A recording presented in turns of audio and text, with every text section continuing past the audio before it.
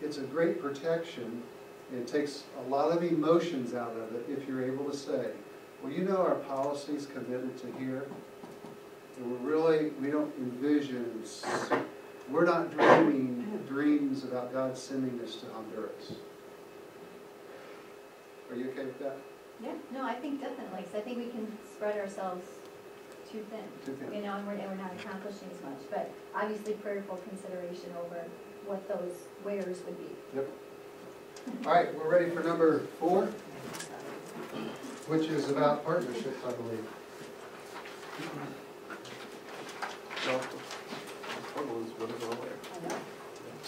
Suzanne, are you taking somewhat good notes? Uh-huh. I should have called time out about it. If you all are taking some notes that like really impacted you, would you consider writing that on a separate sheet of paper within the next 5-6 days and getting it into Susan's hands? Is that, yeah. All right. Thank you, sir. You're welcome, sir. They're all yours, buddy. Thanks for giving me that crowd. Okay. Well, we're coming down the home stretch. We only have a couple more hours, so how you guys doing? Only 5 more days before the seminar's over, guys. Okay?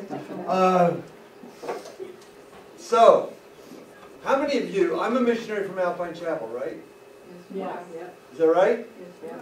How many of you know what I do? Put your hands up high. 3 of you, 4 of you, 5 of you. Okay. I want to help you. This isn't about me, but it plays right into what we're talking about here. Building kingdom partnerships.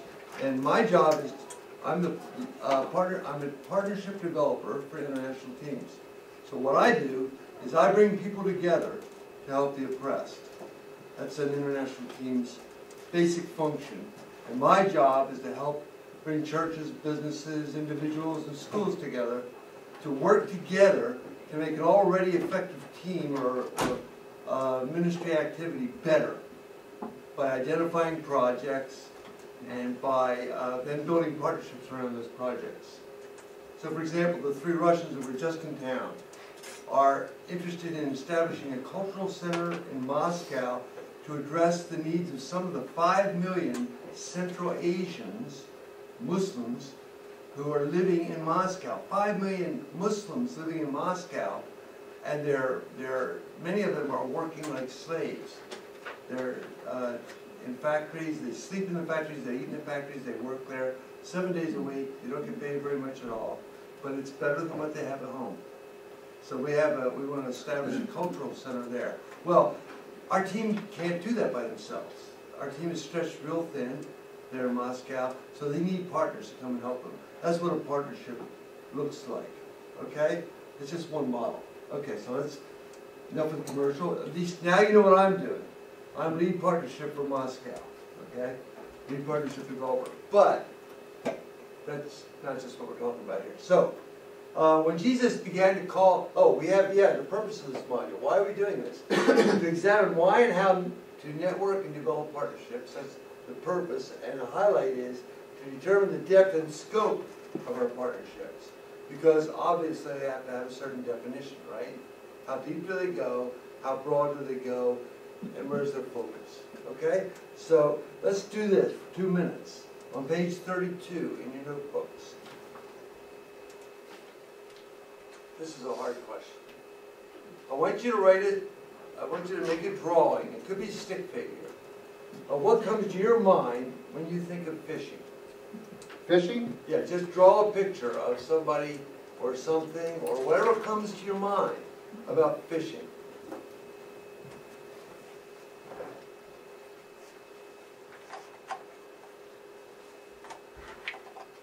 This is based on Jesus' promise to his disciples. You follow me and I'll make you fishers of men.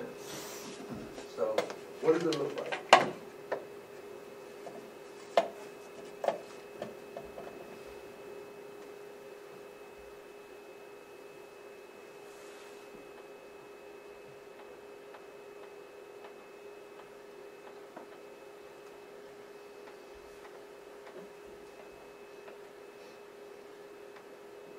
Okay, got it all drawn out?